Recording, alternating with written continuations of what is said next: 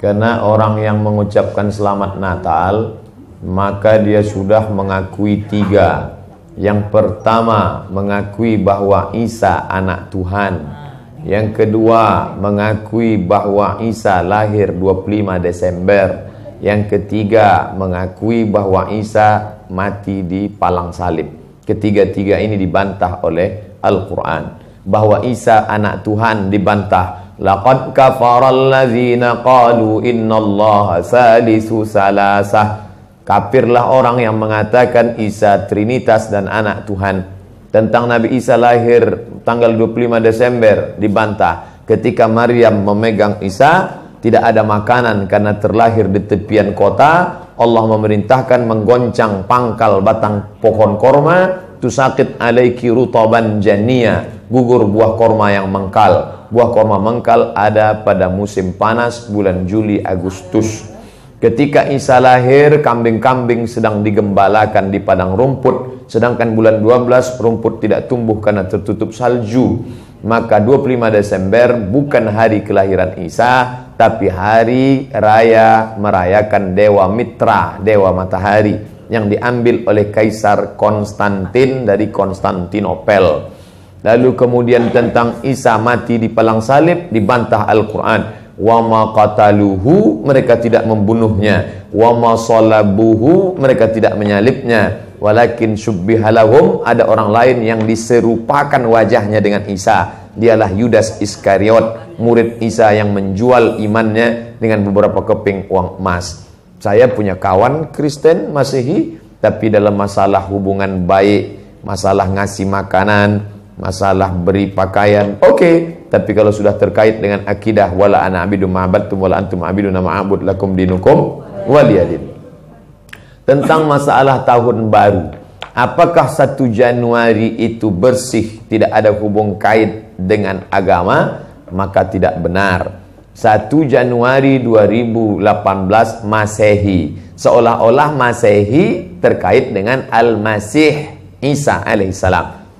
Itu kalender dibuat oleh Kaisar Julian dari Romawi kuno. Kaisar Julian membuat kalender, maka dibuat nama dia Kaisar Julian, maka disebut Julian kalender. Lalu kemudian Julian kalender dibawa ke Vatikan, dirobah oleh Kaisar Raja Pendeta Paus Vatikan bernama Paus Gregorius. Maka sampai sekarang disebut dia dengan Gregorian kalender. Lalu kemudian ketika terbentuk PBB, United Nation, Persatuan Bangsa-Bangsa, bingung mau pakai kalender apa? Di dunia banyak sekali kalender. Maka diseragamkanlah, dipakailah Gregorian kalender. Yang sebelumnya kita kerajaan Pasundan, kerajaan Demak, kerajaan Riau, Sendripura itu pakai kalender Hijriah. Termasuk Yogyakarta pakai kalender Saka, karena Sultan Agung Jawa mengkawinkan antara kalender Jawa dengan kalender Hijriah. Karena ingin mendamaikan antara Jawa dengan Islam. Maka setiap menyambut tahun baru Saka sekaligus menyambut tahun baru Hijriah. Kalender Masehi muncul belakangan, tidak tepat penisbatannya kepada Al-Masih karena Isa tidak tahu menahu tentang itu. Itu murni diambil oleh Kaisar Gregorius yang diambilnya ke Vatikan menjadi Gregorian kalender. Jadi kita menyatakan tahun baru, betul tahun baru, tapi tahun baru Romawi. Tahun baru Romawi, jangan kaitkan kepada Isa alaihissalam. Dia masih terkait. Adapun tahun baru Jepang, tak ada terkait dengan akidah. Nah ini tahun kalender yang baru. Tidak meyakini bahwa dengan kalender yang baru ini nasib berubah menjadi baru. Siapa yang asap malam itu paling banyak mengepul ke atas, maka rezekinya yang paling murah. Lalu membakar ayam sampai 2000 ekor. Nah, oleh sebab itu saya anjurkan anak-anak muda, remaja-remaja masjid, tanggal 31 malam tanggal 1 setiap masjid semuanya buat kajian, iktikaf, zikir, muhasabah supaya jangan keluyuran ke sana kemari. Hanya 2 saja. Anak-anak muda pergi ke masjid mulai jam 10, jam 11, jam 12, jam 1, jam 2 atau habis isya tidur.